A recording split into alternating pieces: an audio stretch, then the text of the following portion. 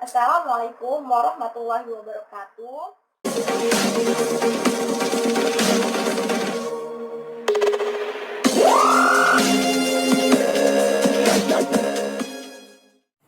Perkenalkan, nama saya Metasya Malia. Saya dari program studi Ilmu Komunikasi Universitas Islam 45 Bekasi. Dalam memenuhi tugas karakter keislaman, di sini saya akan membuat video tentang beberapa hal, seperti yang pertama, menjelaskan klasifikasi macam-macam najis dan tata cara mensucikannya. Kemudian menjelaskan macam-macam air dalam tararah dan jelaskan juga tentang hadis kecil dan hadas besar serta cara membersihkannya. Kemudian yang kedua, menjelaskan tentang praktek sholat fardu disertai dengan penjelasan syarat, rukun, sunnah, dan hal yang membatalkan sholat fardu. Kemudian yang ketiga, menjelaskan syarat, rukun, sunnah, dan hal yang membatalkan puasa di bulan Ramadan. Dan yang keempat terakhir, menjelaskan apa yang dimaksud tentang zakat, infak, dan sedekah. Nah, yang pertama di sini saya akan menjelaskan klasifikasi macam-macam najis, tentang cara dan tata cara mensucikannya, kemudian menjelaskan macam-macam air dalam tarara, dan menjelaskan tentang hadas kecil, hadas besar, serta cara mensucikannya. Nah, yang pertama itu sendiri saya akan menjelaskan klasifikasi macam-macam najis. Yang pertama, adapun pengertian dari najis itu sendiri adalah kotoran, atau menurut istilah agama, seperti kata ulama Syafi'iyah, najis adalah sesuatu yang terbilang kotor. Nah, adapun macam-macam najis di sini terdiri dari 3. Yang pertama, najis mukhafafah atau najis ringan. Adalah najis yang cara membersihkannya cukup dengan membersihkan air di bagian yang terkena najis itu. Kemudian yang kedua, najis mutawasitah atau najis pertengahan, yaitu jenis najis yang cara membersihkannya harus dihilangkan sampai tuntas, bisa dengan air sampai bersih atau digosok-gosokkan dengan tanah. Kemudian yang ketiga ada najis muhalalazah atau najis berat. Adalah jenis najis yang cara membersihkannya dengan dicuci sebanyak 7 kali. Adapun macam-macam air dalam tarara. Yang pertama, air mutlak, yakni air yang suci lagi mensucikan dan tidak mahru untuk bersuci. Air mutlak ini bisa untuk menghilangkan hadas dan najis. Terus yang kedua ada air musammah, atau yakni air yang kena sinar matahari sampai panas. Air suci ini juga mensucikan, tapi mahrum untuk dipakai bersuci. Kemudian yang ketiga ada air mutmalah, yakni air yang telah dipakai untuk bersuci. Dan air suci ini tapi tidak mensucikan, tidak boleh dipakai untuk bersuci, tetapi kalau belum berubah rasa dan berwarna masih tetap suci. Kemudian yang keempat atau terakhir ada air najis, yakni air yang sedikit atau banyak yang terkena najis sehingga berubah rasa atau baunya. Kalau air itu sedikit menjadi najis sebab bercampur dengan najis, baik keadaan berubah atau tidak. Terus masuk ke hadas kecil. Adapun pengertian dari hadas kecil itu sendiri adalah hadas yang mensucikannya dengan berwudu atau bertayamum. Nah, contoh hadas kecil yaitu bersentuhan antara kulit laki-laki dan perempuan baligh yang bukan muhrim. Mensucikannya dengan wudu.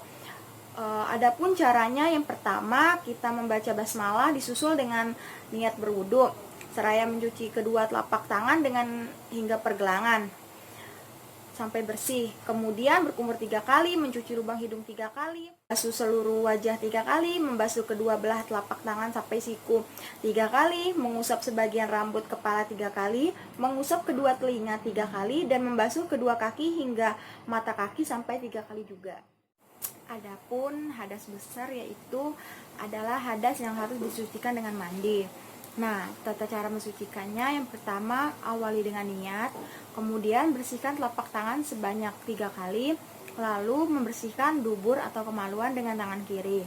Setelah itu, cuci tangan menggunakan sabun atau tanah, kemudian melakukan wudhu sebagaimana wudhu ketika ingin sholat, mulai dari membasuh tangan hingga kaki. Kemudian menyiram kepala dengan air sebanyak 3 kali dari selai rambut hingga semuanya sampai basah.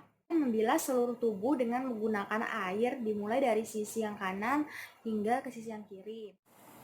Pastikan seluruh bagian dan lipatan kecil dan bagian seluruhnya ikut dibersihkan.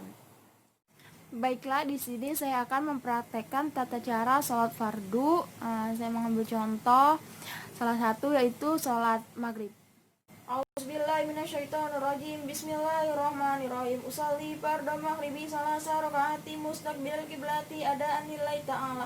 Allahu akbar. Bismillahirrahmanirrahim.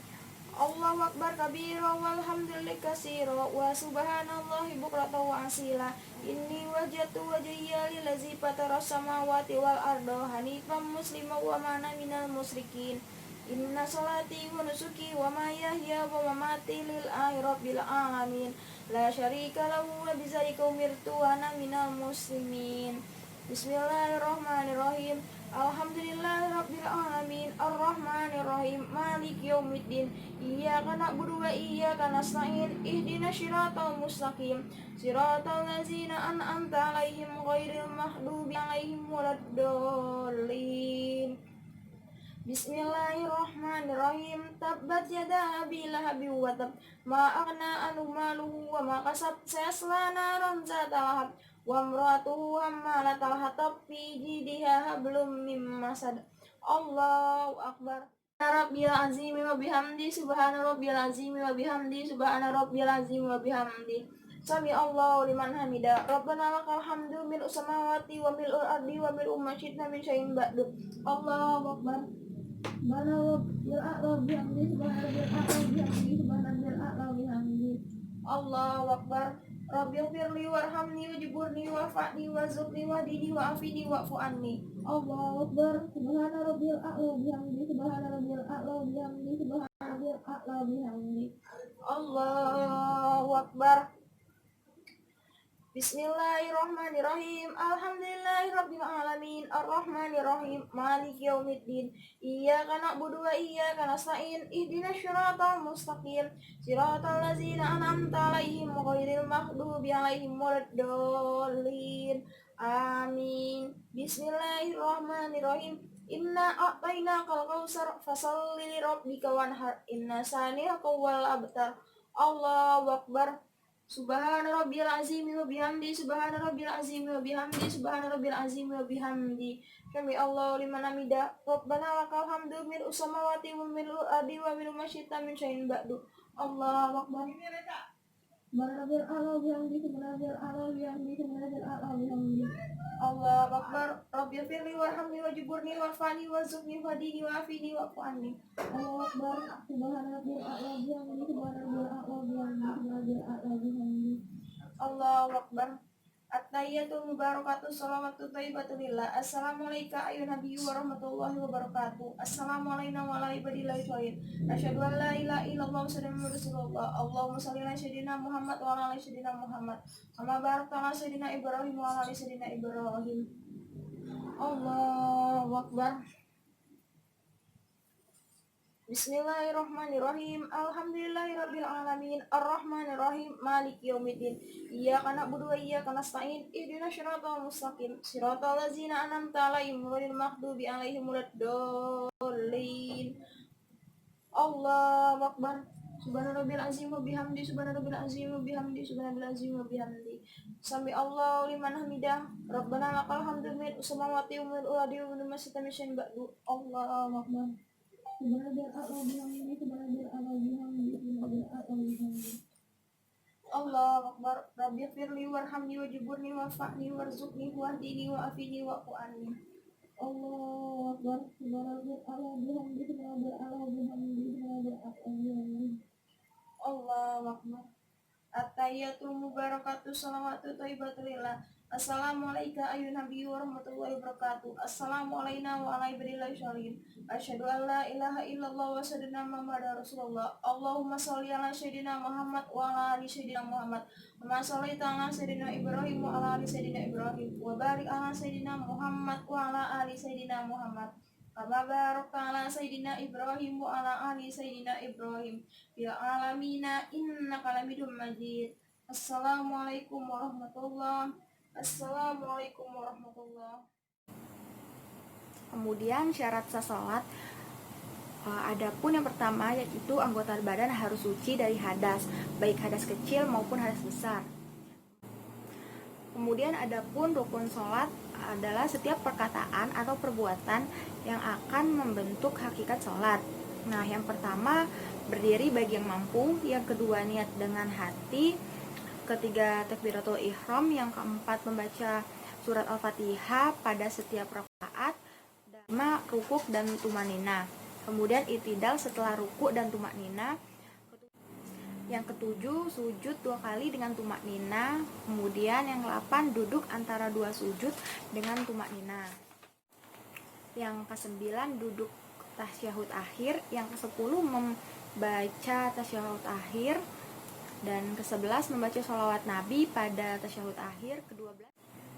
Yang ke-12 membaca salam. Yang ketiga atau terakhir tertib melakukan rukun secara berurutan. Nah, kemudian menyusul sunnah sholat.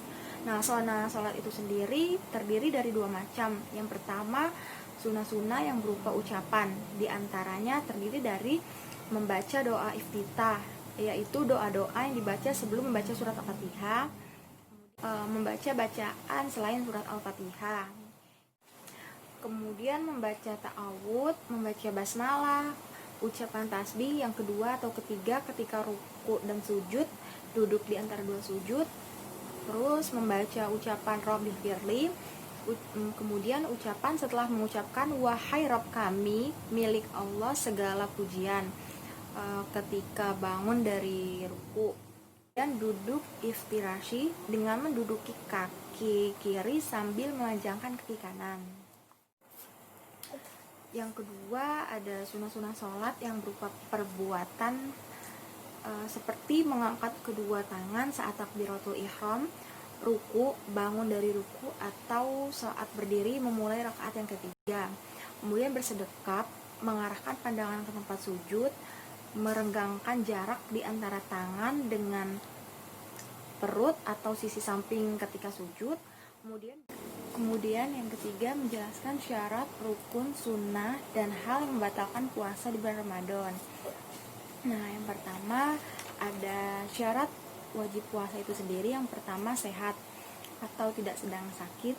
Kedua menetap tidak dalam keadaan bersafar. Yang ketiga suci dari haid dan nifas. Yang keempat berniat. Kemudian rukun puasa. Yang pertama niat di malam hari. Yang kedua menahan hal-hal yang membatalkan puasa dimulai. Kemudian hal yang membatalkan sholat. Yang pertama berbicara dengan sengaja, melakukan aktivitas atau gerakan yang banyak seperti sengaja berjalan 3 langkah, berhadas maupun kecil dan besar, contohnya kalau yang kecil itu kentut. Kemudian terkena najis, terbukanya aurat dengan sengaja, berubah niatnya, membelakangi kiblat, makan dan minum, tertawa terbahak-bahak, dan yang terakhir murtad. Mulai dari terbit fajar hingga terbenam matahari, seperti menahan diri dari makan dan minum. Kemudian sunnah puasa, yaitu menyegerakan untuk segera berbuka dengan makanan yang manis atau minuman yang manis juga. Kemudian memberi makan mereka yang berbuka puasa, berdoa saat berbuka puasa, mengakhirkan makan sahur, memperbanyak sedekah, dan memperbanyak tadarus. Selanjutnya hal-hal yang dapat membatalkan puasa. Yang pertama makan dan minum disengaja.